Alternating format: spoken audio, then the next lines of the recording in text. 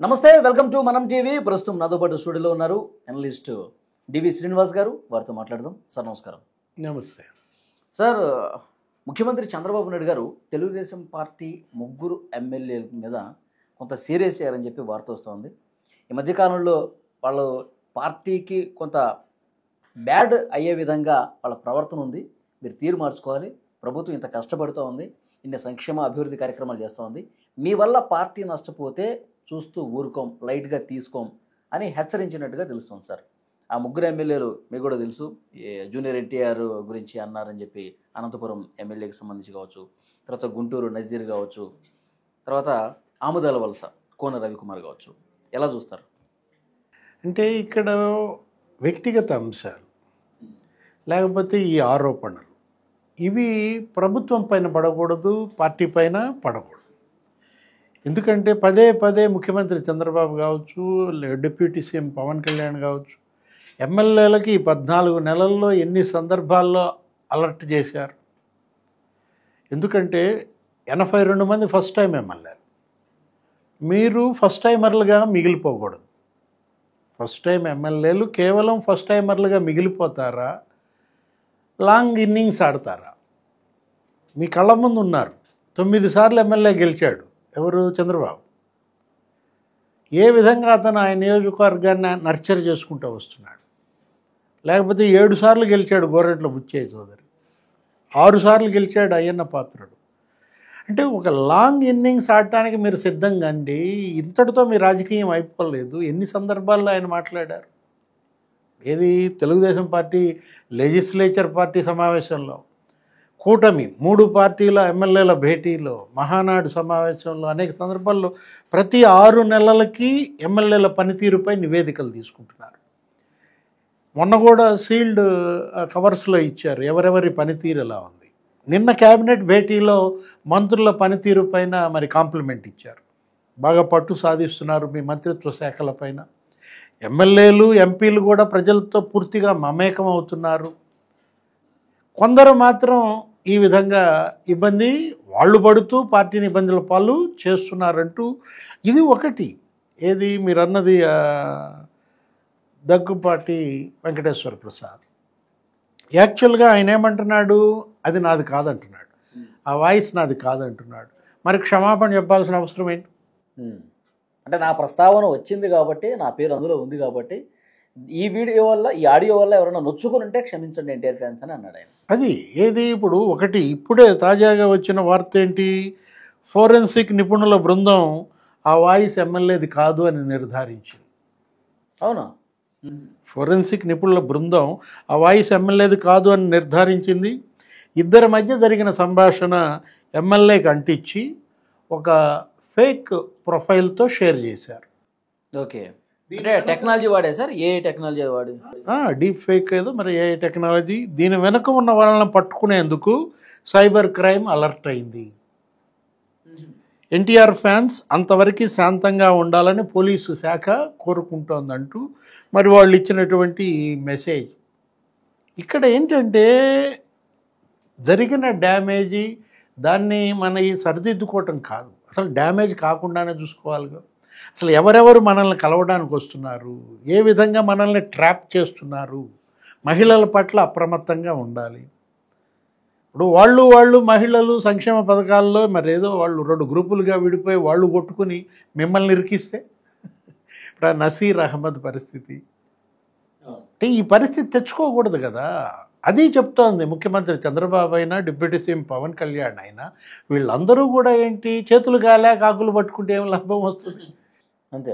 ఇప్పుడు కూన రవికుమార్ అది మరీ దారుణం. ఏంటి, ఆయన సీనియర్ మోస్ట్ ఎమ్మెల్యే. యాక్చువల్గా ఏంటి, అక్కడ ఆమె ఆ కస్తూర్బా విద్యాలయం ప్రిన్సిపాల్ అందరితో మాట్లాడుతూ ఆయన హెచ్ఎంలందరితో కూడా ఆమె ఏంటి అక్కడ ఏదో మిస్ప్రిజం చేసిందని, అక్కడ బిల్లులు చేసుకోవటంలో ఆమె కొంత అవినీతికి పాల్పడిందని, తనేదో మందలించాడని, దాన్ని అడ్డం పెట్టుకుని ఆమె ఈ విధంగా కన్నీళ్ళు, ఈ విధంగా బ్లాక్మెయిలింగ్గా, ఇదొక ట్రాపా?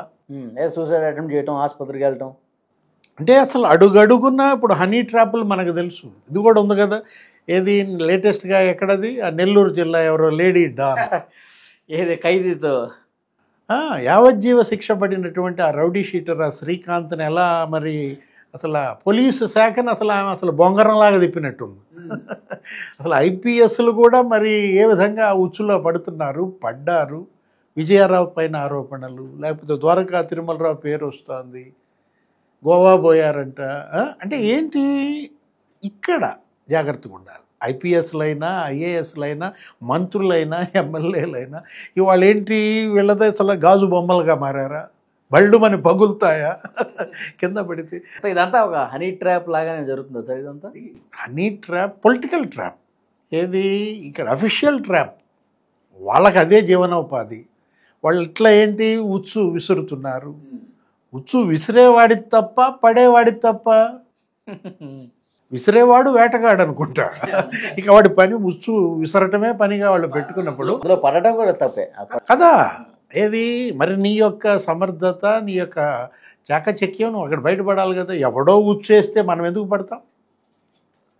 అది ఏది ఇవాళ వీళ్ళు ప్రజా జీవితంలోకి వచ్చారు, ప్రజాసేవ చేయడానికి వచ్చారు, ఐపీఎస్లు ఐఏఎస్లు.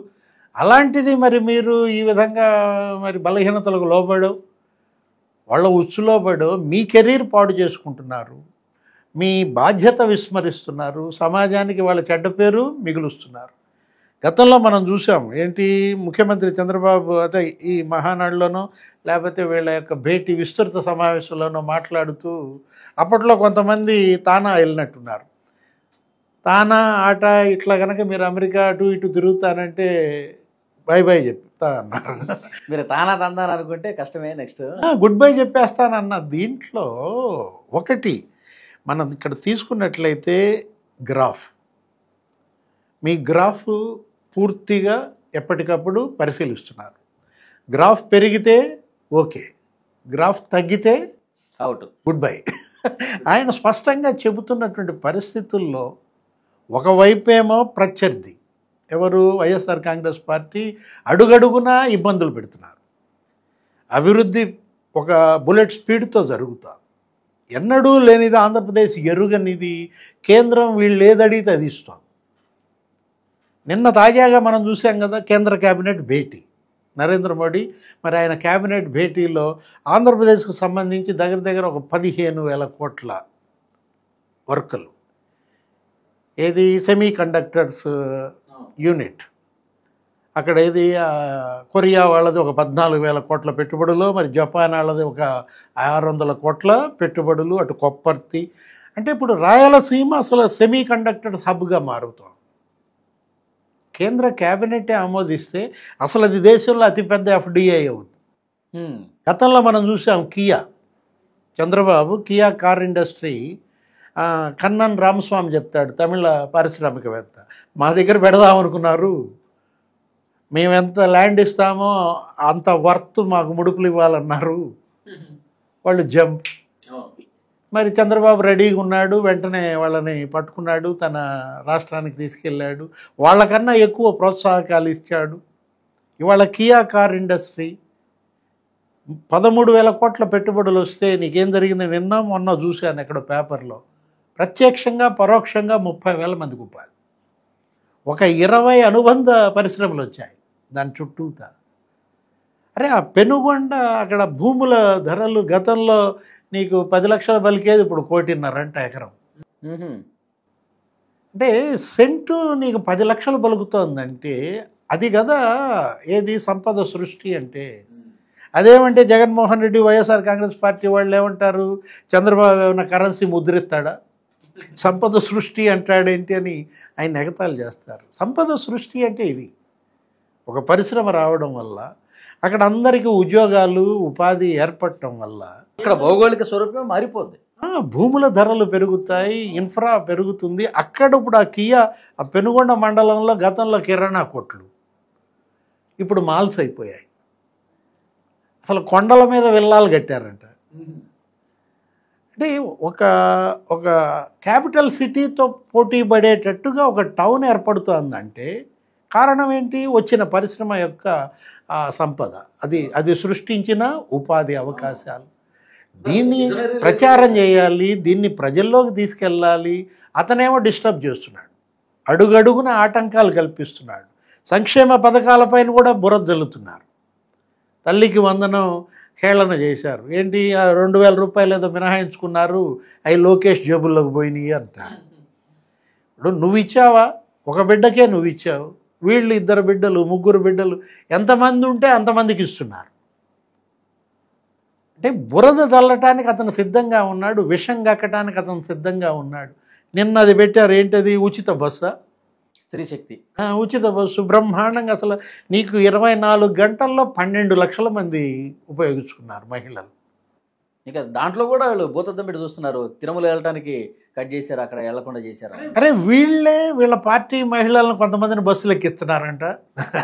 ఆ ఏసీ బస్సు ఎక్కించి 0 టికెట్ కొట్టమని ఆ కండక్టర్తో వాదన పడి అది వీడియో తీసి మళ్ళా పోస్టులు పెట్టడం వాళ్ళ సోషల్ మీడియాలో. అంటే ఇలా జరుగుతూ ఉన్నప్పుడు మరి తెలుగుదేశం, జనసేన, బీజేపీ ఎమ్మెల్యేలు వాళ్ళంతా అప్రమత్తంగా ఉండాలి. ముందు అవి తిప్పికొట్టాలి. మీరు సక్రమంగా ఉండాలి. ప్రజల్లో మీ పథకాలని, మీ అభివృద్ధిని ప్రచారం చేయాలి. మీ బాధ్యతలు మీరు చూసుకోవాలి కదా. అనవసరమైన వివాదాల్లోకి పోయి ఇరుక్కుని పార్టీకి బ్యాడ్. ఇప్పుడు అది అసలు సినిమాలకు సంబంధించిన అంశం, అది ఆయన మాట్లాడలేదు అంటున్నాడు. కానీ మరి క్షమాపణ ఎందుకు చెప్పాడు? అది తప్పు కదా. క్షమాపణ చెప్పాల్సిన అవసరం. కాకపోతే గొడవ మరింత పెరగకుండా ఉండటం కోసం క్షమాపణ చెప్పాడు. నేనే గనక మీకు అనుమానం ఉంటే అని. దాన్ని ఒక అర్బన్ కుట్ర అన్నాడు. అనంతపురం అర్బన్లో నా మీద కుట్ర అనేసరికి మరి ప్రభాకర్ చౌదరి ఆయన ఏదో అనుకుంటున్నాడు. ఇది మీ అంతర్గత విభేదాలు, మీ వ్యక్తిగత అంశాలు. ఇవాళ పార్టీకి, ప్రభుత్వానికి అది ఒక అవరోధం కాకూడదు అనమాట. అక్కడ వీళ్ళు సంయమనం పాటించాలి, అక్కడ వీళ్ళు గెలవాలి. అంతేగాని first timer MLAs, first timers కానీ మిగిలిపోతామంటే నష్టం ఎవరికి? పార్టీకి నష్టం ఉండదు, చంద్రబాబుకి నష్టం ఉండదు, రాష్ట్రానికి నష్టం ఉండదు, మీకు నష్టం జరుగుద్ది. Thank you very much sir.